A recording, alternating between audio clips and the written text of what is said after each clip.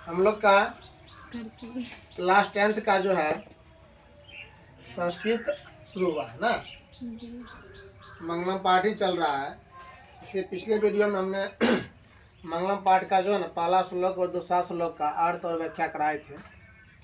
आज हम लोग का ये क्या कहते हैं मंगलम का पाठ का दूसरा वीडियो है। एक बार जान लीजिए, यदि हम लोग बिहार बोर्ड की तैयारी कर रहे हैं ना तो पहले कुछ और सिलेबस था।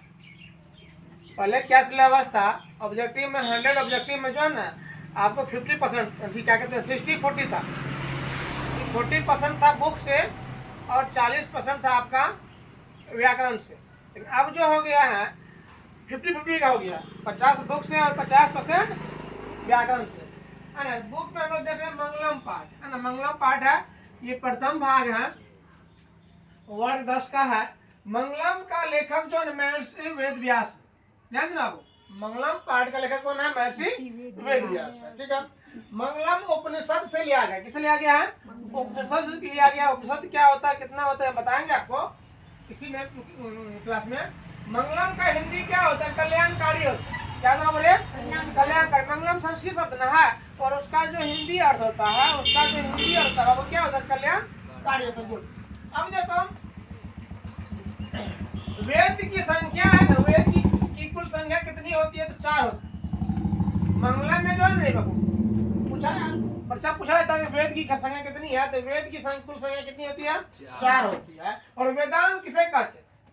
वेदांग। तो वेद के अंग को वेदांग कहते हैं। और वेदांग की संख्या जो होती है बाबू, वेदांग संख्या जो है ना कुल 6 होता है। वेदांग की कुल संख्या कितना होता है? 6। याद रखना, ऑब्जेक्टिव पूछेगा। उपनिषद क्या होता है? उपनिषद की कुल संख्या कितनी है? 108। उपनिषद की कुल संख्या कितनी है? 108 है। और पुराणों की कुल संख्या कितनी है? 18 है। कितनी है? 18 है। रामायण के लेखक भी पूछा था परीक्षा में। रामायण के लेखक कौन है? तो महर्षि वाल्मीकि है। और महाभारत के लेखक कौन है? तो वेद व्यास, ठीक है।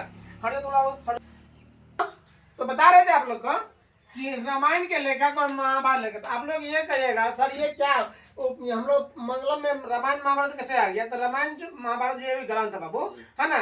और इसका भी लेखक के बारे में परीक्षा में पूछा जाता है, पूछा गया कितना बार है। अब उपनिषदों का नाम, ये कौन उपनिषद नाम ले रहे हैं? मंगलम पाठ में जो है 5 मंत्र लिया गया। और ये 5 मंत्र जो है कौन कौन से है, कौन कौन उपनिषद का है? देखो, ईशावास्य उपनिषद का है, कठोपनिषद है, मुंडोपनिषद है। मुंडोपनिषद 4 यानी श्लोक 1 जो है ये ईशावास्य उपनिषद का है। श्लोक 2 जो है कठोप उपनिषद का है। और श्लोक 3 जो है मुंडोप उपनिषद का है। और श्लोक 5वां जो है, चौथा जो है ये मुंडोप उपनिषद का ही है। और 5वां श्लोक वो अलग है, श्वेताश्वर का। अब विवेक क्वेश्चन आता है। अब विवेक क्वेश्चन देखो, बहुत विवेक क्वेश्चन ये सब, इतना विवेक क्वेश्चन है कि परीक्षा में ही पूछा जाता है और प्रत्येक बार कुछ न कुछ पूछा जाता है। आत्मा का स्वरूप कैसा है और वह कहाँ रहती है? इसी टाइप का एक क्वेश्चन और होता है, आत्मा का स्वरूप का वर्णन करो। क्वेश्चन दोनों सेम है।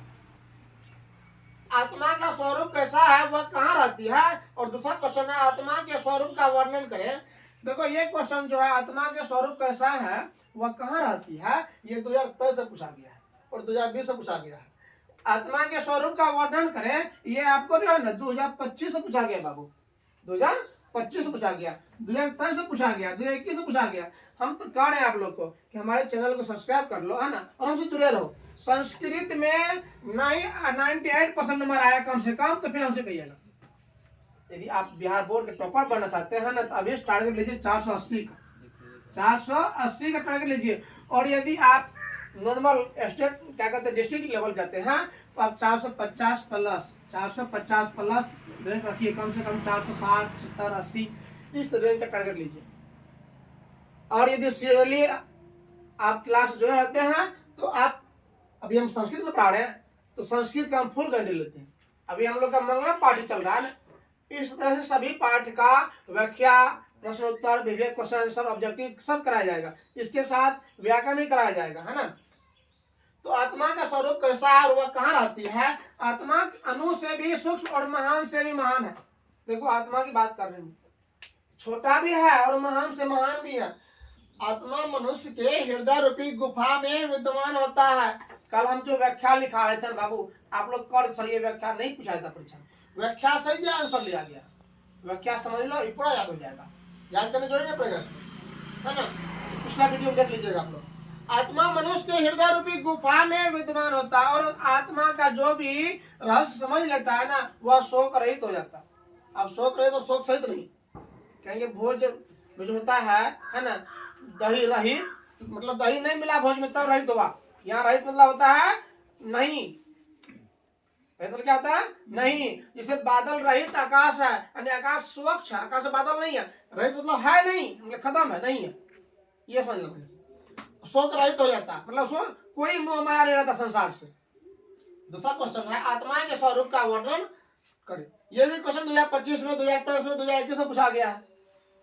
आत्मा अणु से भी सूक्ष्म और महान से ही महान होता है। आत्मा मनुष्य के हृदय रूपी गुफा में विद्यमान होता है और आत्मा का जो भी रहस्य समझ लेता है ना वह शोक रहित हो जाता है। लगभग आंसर दोनों का सेम मिलता जुलता है, इसलिए हम बोल दिया आप लोग को कि क्वेश्चन बहुत भी दिया। अगला क्वेश्चन देखो, क्वेश्चन नंबर 3। यहाँ क्वेश्चन नंबर 1 होगा, ये क्वेश्चन नंबर आपका 1 हुआ, है ना, और ये क्वेश्चन नंबर आपका 2 हुआ। अब क्वेश्चन नंबर कितना आ रहा है? 3 आ रहा है। नदियां समुद्र में कैसे मिलती है ना, ये भी आप लोग बनाओ, ये भी कोई क्वेश्चन है। नदियां समुद्र में कैसे मिलती है? गल है मम्मी लिख ले। नदियां समुद्र में नाम और रूप को छोड़कर समुद्र मिलती है। देखिए हम लोग 10 नाला मिल करके यानी जितने भी नाला का नहर का पानी होता है, छोटी नदी में पानी होता है, वह इधर उफान लेता है, लेकिन समुद्र में जाने के बाद पूरा शांत हो जाता है, क्योंकि समुद्र बहुत विशाल होता है। तो नदियां जो नाम और रूप को छोड़कर समुद्र में मिलती है। विद्वान परमात्मा के पास क्या छोड़कर जाता है? ये भी क्वेश्चन भिड़िया है, बहुत बढ़िया क्वेश्चन सही समय जैसे पूछा गया क्वेश्चन है। विद्वान जो है परमात्मा के पास क्या छोड़कर जाता है? जिस प्रकार नदियां अपना नाम और रूप छोड़कर समुद्र मिलती है, ध्यान दीजिएगा, जिस प्रकार नदियां अपना नाम और रूप को छोड़ करके, अभी कहते हैं हम लोग कौन नहर का पानी है, कौन नदी का पानी है ना, या सब पानी मिल के समुद्र में गया तो सब नाम भूल जाता है, सिर्फ समुद्र का पानी बोला जाता है उसको, है ना। वही है, जिस प्रकार नदियां अपना नाम और रूप को छोड़कर समुद्र में मिलती है ना, ठीक उसी प्रकार विद्वान अपने अहंकार को छोड़कर परमात्मा में मिल जाते हैं। और परमात्मा से दर्शन करने के लिए, परमात्मा से मिलने के लिए आपको लोभ मोह माया, है ना, ये अहंकार, ये द्वेष, ये ईर्ष्या, ये सब त्यागना पड़ेगा। अभी हमारे समाज में बहुत ईर्ष्या से भरा हुआ रहता है। यदि आप 2 घंटा ज्यादा पढ़ लेते हैं तो भाई होते पढ़े अच्छा रुक फेयर ही चोरी कर ले। हमारे समाज में ये भी होता है। आप लोग को भी हम सूचित कर रहे हैं, अपना फेयर एग्जाम नजदीक आ गया, बढ़िया से रखिए, ठीक है। तो इससे हमसे जुड़े रहिए और इसके आगे का जो वीडियो होगा, क्वेश्चन आंसर होगा, वो आपका अगला वीडियो मिल जाएगा। धन्यवाद और दीपावली